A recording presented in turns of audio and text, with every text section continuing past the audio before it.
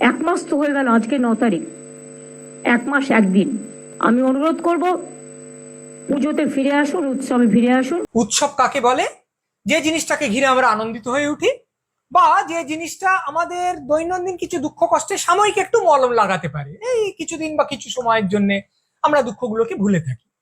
কিন্তু একজন প্রধান সমাজতত্ত্ববিদ উৎসবের একটি নতুন উপযোগিতা সম্পর্কে সম্প্রতি আমাদের একটি তত্ত্ব সরবরাহ করেছেন, যেটা প্রণিধানযোগ্য। তিনি বলছেন, উৎসব যদি শুরু হয়ে যায় তাহলে তোমার প্রতিবাদ থেমে থাকতে হবে, প্রতিরোধ থেমে থাকতে হবে, বিদ্রোহ থেমে থাকতে হবে। ঠিক যেরকম রেফারি খেলা শেষের বাঁশি বাজিয়ে দিলে তুমি আর খেলা চালাতে পারো না, তোমাকে বল নিয়ে চলে যেতে হবে, সে তুমি যত গোলই হারো না কেন। ঠিক সেইভাবে তোমার মনের মধ্যে যতখানি ক্ষোভ সঞ্চিত হোক না কেন, যতখানি ক্রোধ পুঞ্জীভূত থাক না কেন, সেটাকে আর তুমি উগরে দিতে পারবে না, আছড়ে ফেলতে পারবে না, কারণ এবার উৎসব শুরু হয়ে গেছে।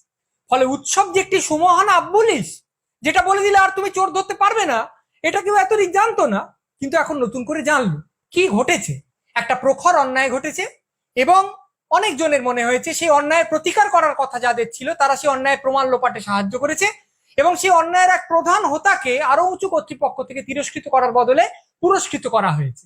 ফলত একটা সমাজ দাঁড়িয়ে থাকে যে প্রতিশ্রুতিগুলোর ওপর, যার মধ্যে একটা প্রধান প্রতিশ্রুতি হলো এই যে কেউ যদি অন্যায় করে তাকে চিহ্নিত করে শাস্তি দেওয়ার চেষ্টা করতে হবে, সেটাই লঙ্ঘিত হয়েছে। সেই জন্য কিছু লোক প্রতিবাদ করেছে, এই জনরোষ আছড়ে পড়েছে। এবং এটাও একটু বুদ্ধি থাকলেই বোঝা যায় যে এই অন্যায়টাকে কেন্দ্র করে জনরোষটা আছড়ে পড়লেও আসলে শাসক দলের বা সরকারের অনেক দিনের অনেকগুলো অন্যায়ের বিরুদ্ধে ক্রোধ ও ক্ষোভ পুঞ্জীভূত হচ্ছিল, এটাকে উপলক্ষ করে সেটা পুরোটা উগরে আসছে। তা সেটা জেনে শাসক দল কি করেছে? ক্ষমা প্রার্থী হয়েছে? না, তারা কি সহমর্মী, সমব্যথী, সমজদারের স্বরে বলেছে না না ঠিক আছে, আমাদের কিছু ভুল হয়ে গেছে, আমরা আত্মসংশোধনের পথে যাব? না, তারা কি করেছে? তারা কট্টর শাসকের স্বরেই বলেছে যে ভাই এসব করতে যাসনি।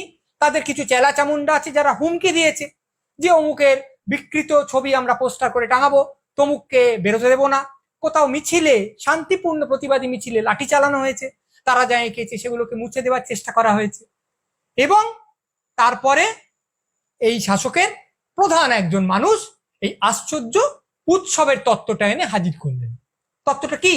সেটা হচ্ছে, বাবা যা হয়েছে হয়েছে, এবার উৎসবে ফিরে এসো, পুজোয় ফিরে এসো, মানে বিপথে যাচ্ছিলে এবার ফিরে এসো। সেই অভিভাবকরা বলেন না যে এই অনেক খেলা হয়ে গেছে, এবার কিন্তু 7টা বেজে গেছে, পড়তে বসো।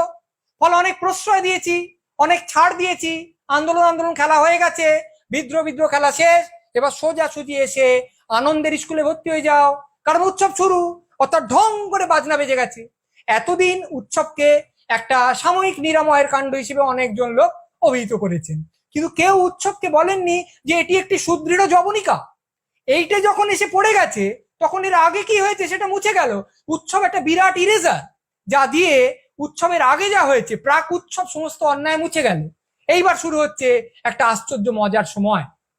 নগর পুড়ছে, দেবালয় পুড়ছে, কিন্তু ঢং করে যেহেতু ঘন্টা বেজে গেছে, যেহেতু ক্যালেন্ডারে লাল তারিখ এসে গেছে, সেহেতু তোমায় জ্বলন্ত সত্য থেকে মুখ ফিরিয়ে হই হই করে এগরোল খেতে হবে, মাটন রোল খেতে হবে, দুহাত তুলে নৃত্য করতে হবে, মেলা বসাতে হবে, জলসা ঘটাতে হবে।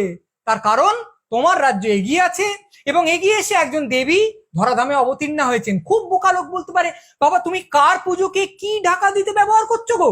যে পুজোয় দেখানো হয় একজন নারী অশুভের বিনাশ করছেন, যে পুজোয় নারী শক্তির উদ্বোধন হয়, নারী শক্তির উদযাপন হয়, নারী শক্তিকে পুজো করা হয়, সেই পুজোটা ব্যবহার করে তুমি ঢাকা দিচ্ছ এমন একটা আন্দোলনকে যা নারী নির্যাতনের বিরুদ্ধে, যা নারীর সার্বিক সম্মান বৃদ্ধির পক্ষে। কিন্তু সব প্রতীক টতীক এইসব নিয়ে কথা বলে একটু নেকার। তার চেয়ে বরং আমরা সরাসরি এই কথাটাই আসি যে এটা উনি বলতে চাননি, উৎসবের ব্যাপারটা বলার সময় কখনোই এটা উনি বলতে চাননি, এটা উনি বোঝাতে চাননি। কিন্তু আমরা যারা খারাপ লোক, তারা যদি টেনে টুনে কথাটা থেকে এই ব্যাপারটা বার করে আনি যে এবার থেকে যে লোকটা অন্যায় করবে ভাবছে, পরিকল্পনা করছে, ছক কষছে, সে যদি অন্যায়টাকে একদম উৎসবের ঘাড়ে ঘাড়ে এনে ফেলে, অর্থাৎ অন্যায় করার 10 মিনিটের মধ্যে কিংবা 20 সেকেন্ডের মধ্যে উৎসব শুরু হয়ে গেল, তাহলে তো আর ঝামেলা নেই। হয়তো অন্যায়টা তদন্তটাও থেমে যাবে, আর অন্যায়টা নিয়ে যাদের মনে খুব রাগ হয়েছে তারা রাগটা গিলে ফেলে আনন্দে সামিল হয়ে যাবে, কারণ উৎসব শুরু হয়ে গেছে। হয়তো লোক ছিনতাই করবে ভাবছে, ছিনতাই করলো, করে পালাচ্ছে, পেছন পেছন লোক ছুটছে, এর মধ্যে উৎসব শুরু হয়ে গেল। এবার ধরা হলো, পুলিশে দেওয়া হলো, আরে কি মুশকিল, ও তো উৎসবের আগে করে ফেলেছে, এখন তো উৎসব শুরু হয়ে গেছে, এখন আপনি চিন্তাটা নিয়ে ভাবছেন কেন? জানেন না, আপনি আপনার মতো আনন্দ করুন, ওর মতো আনন্দ করুন, বলে পুরো ব্যাপারটা মকুব হয়ে গেল, আর কোনো চিন্তা রইলো না। আমি মেরেছি, ক্যাচ উঠে গেছে, বলটা উপর থেকে পড়ছে, ফিল্ডার দাঁড়িয়ে আছে, ধরবে, বলটা শূন্য, এই সময় উৎসব শুরু হয়ে গেল, তাহলে ক্যাচ ধরলেও আমি আর আউট হবো না? এ তো ভারী মজার ব্যাপার। তাহলে ঠিক ঠিক পরিকল্পনা করতে পারলে, একদম উৎসব অনুযায়ী জিনিসটাকে টাইটায় এনে ফেলতে পারলে, যে লোকটা অপরাধ করছে সে লোকটা গায়ে ফু দিয়ে শীষ দিতে দিতে বেরিয়ে যেতে পারবে, তার গায়ে আঁচড়টিও লাগবে না। আমাদের সবসময় মনে রাখতে হবে, আমাদের এক মহাকবি কি অসামান্য সমস্ত পংক্তি লিখে গেছেন, সেগুলো আমাদের মনে রেখে মাঝে মাঝে আবৃত্তি করতে হবে। সেগুলো কি?